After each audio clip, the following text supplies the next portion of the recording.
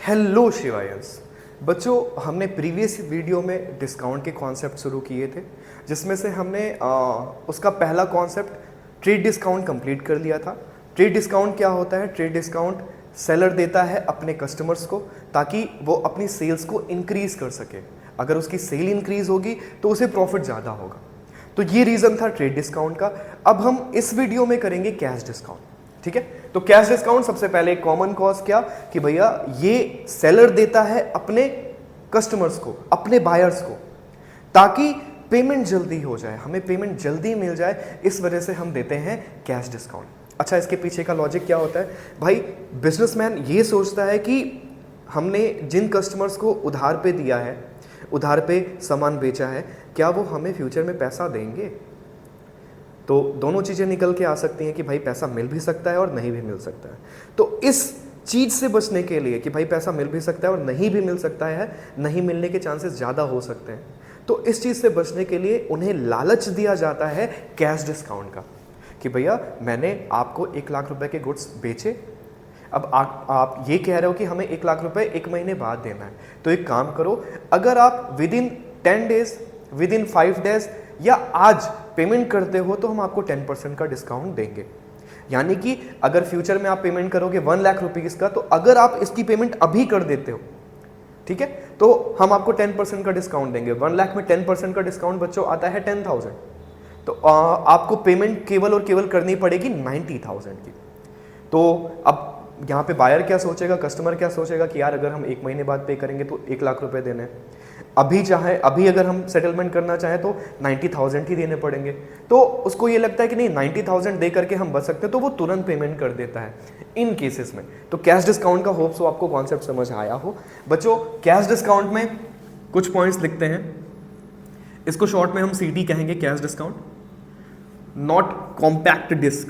This is CD मतलब cash discount. ठीक है, so cash discount is given for immediate payment. हम immediate payment के लिए कैश डिस्काउंट देते हैं।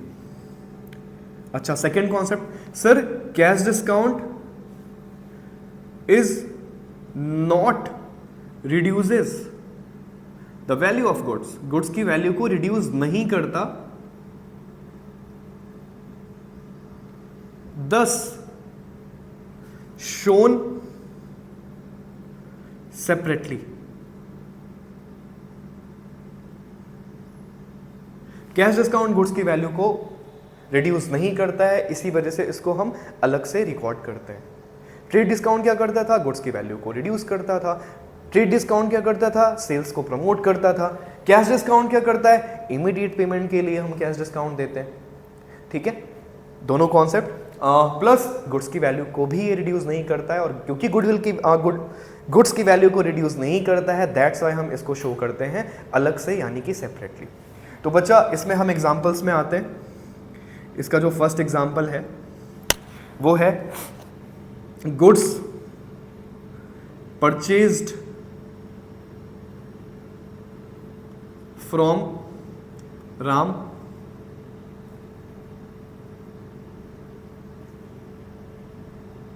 Goods purchase from Ram, rupees है बच्चों 1 लाख, और इसका ट्रेड डिस्काउंट है, अच्छा ट्रेड नहीं है तो कैश डिस्काउंट चल रहा है। तो यहां पे ट्रेड डिस्काउंट, जब आपने प्रीवियस वीडियोस देखी है तो वहां पे हमने ट्रेड डिस्काउंट लिखा था, बस उसकी जगह पे अब हम कैश डिस्काउंट लिख देते हैं, और वो है बच्चों कितना? 10%। वो 10% है। गुड्स परचेज किया। अब इस ट्रांजेक्शन में हमें क्या देखना है? अभी कुछ देर के लिए इसको भूल जाओ, आपने ये पढ़ा हुआ है, goods purchase from Ram rupees 1 lakh. तो हम इसको रिकॉर्ड कर लें एज ए जर्नल। तो अगर हम इसको रिकॉर्ड करने पे आए तो भाई ट्रांजैक्शन बनेगी क्या? Purchase account debit to Ram. आप वीडियो पॉज करके पहले जर्नल एंट्रीज बनाओगे, उसके बाद वीडियो कंटिन्यू करोगे। ठीक है, क्योंकि आपके जर्नल का रिवीजन बहुत इंपॉर्टेंट है। बच्चों, एक चीज बहुत अच्छे से समझ लो, तुम जितना अच्छा जर्नल का रिवीजन रखोगे, तुमको अकाउंट्स में उतनी अच्छी से चीज़ें समझ में आएंगी, तुम जितने अच्छे से रिवीजन पे चलोगे। सबसे अच्छा तरीका यही है, सबसे पहले बच्चे जर्नल करें, उसके बाद वो बुक्स में चीज़ें आगे कंटिन्यू करें। अगर हम अपने बुक की बात करें, ठीक है, तो बुक में कुछ सबसे पहले अकाउंटिंग के बारे में है, फिर क्या कहते हैं बेसिक कॉन्सेप्ट्स हैं, फिर प्रिंसिपल्स हैं, ये सारी चीज़ें। तो हमारा चैप्टर नंबर 9 आता है जर्नल। हम क्या करते हैं, हम सबसे पहले बच्चों को चैप्टर नंबर 9 यानी कि जर्नल कराते हैं। जब एक बार उनका बेसिक कॉन्सेप्ट अच्छा हो जाता है तो उसके बाद फिर हम उनको ये सारी चीज़ें कराते हैं, और वहाँ पे आपको समझने की ज़रूरत नहीं है क्योंकि आप ऑलरेडी समझ के आए हुए हो। आपको सारे कॉन्सेप्ट पता रहेंगे कि कोई चीज़ हो रही है तो क्यों हो रही है, कैसे हो रही है। तो इसी वजह से एक चीज़ ध्यान रखिए, आपको रिवीजन में बहुत रहना है, आपको रिवीजन बहुत करना है। जितना अच्छा रिवीजन आप करोगे उतने अच्छे से आपको चीज़ें समझ आएंगी। खैर, तो परचेज अकाउंट डेबिट 2 हम करते हैं राम। तो राम नहीं, हमें करना है राम्स अकाउंट, राम का अकाउंट, ठीक है। अच्छा भैया, ये जो 1 लाख गुड्स की वैल्यू है ये क्या बदलेगी? क्योंकि भैया कैश डिस्काउंट तो ये कहता है कि गुड्स की वैल्यू को रिड्यूस नहीं करना है। तो जब गुड्स की वैल्यू को रिड्यूस नहीं करना है तो बस यही वैल्यू गुड्स की हो जाएगी।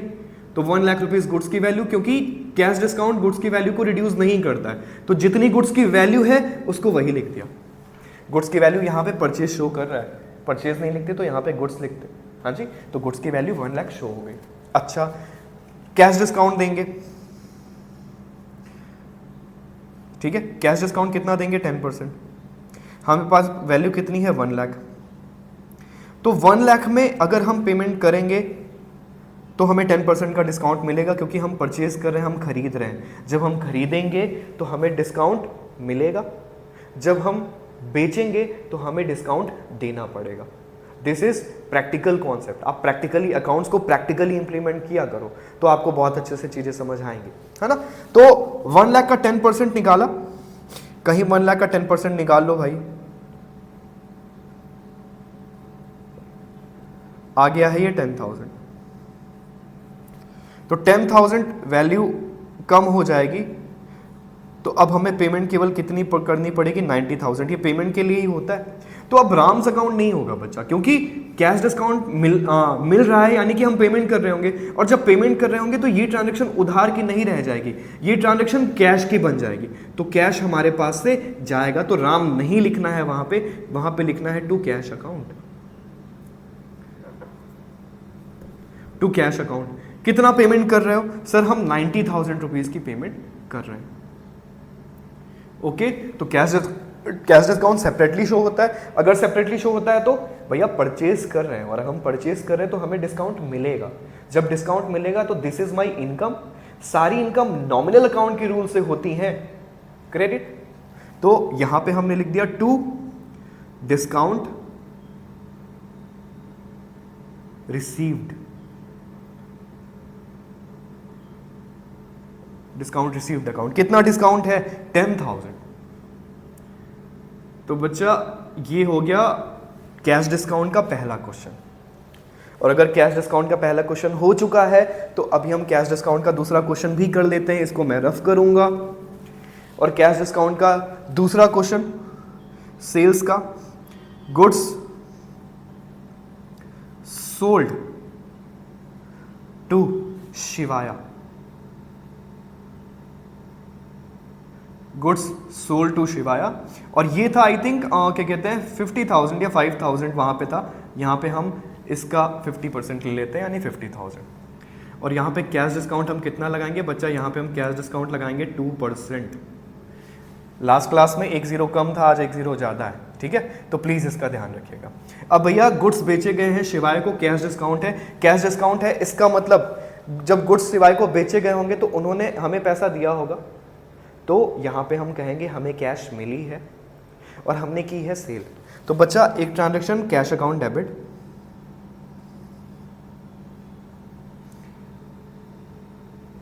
थोड़ा सा स्पेस देना है और लिखना है टू सेल्स अकाउंट।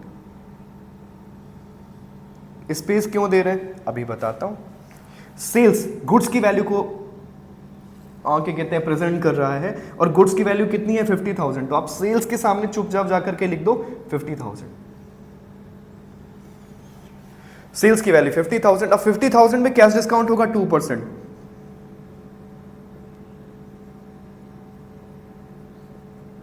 1,000, तो 50,000 रुपीज की सेल हुई है, और क्योंकि हम सेल कर रहे हैं तो डिस्काउंट हमें देना होगा। और बच्चों क्योंकि डिस्काउंट हम देंगे तो this is discount allowed, expense है मेरा, और क्योंकि मेरा एक्सपेंस है इस वजह से सारे एक्सपेंसेस को नॉमिनल अकाउंट के रूल से हम करते हैं डेबिट। तो यहां पे हम लिख देंगे डेबिट में जो स्पेस छोड़ा था, discount allowed, discount allowed account debit. कितना डिस्काउंट अलाउ किया है भैया? 1000। तो 50,000 में अगर उनको हम 1000 का डिस्काउंट दे देंगे तो उनसे हमें कैश कितनी मिलेगी सर? 49,000। तो ये रहा हमारा कैश डिस्काउंट का कॉन्सेप्ट। होप सो आप क्लास एंजॉय कर रहे होंगे, आपको चीज़ें बहुत अच्छे से समझ में आ रही होंगी। कुछ जो 11th-12th पास हो चुके हैं बच्चे वो भी वीडियोस अगर देख रहे हैं तो मुझे लगता है कि उनकी भी कॉन्सेप्ट में उनको बेनिफिट मिल रहा होगा। So thank you so much, हम नेक्स्ट क्लास में मिलते हैं।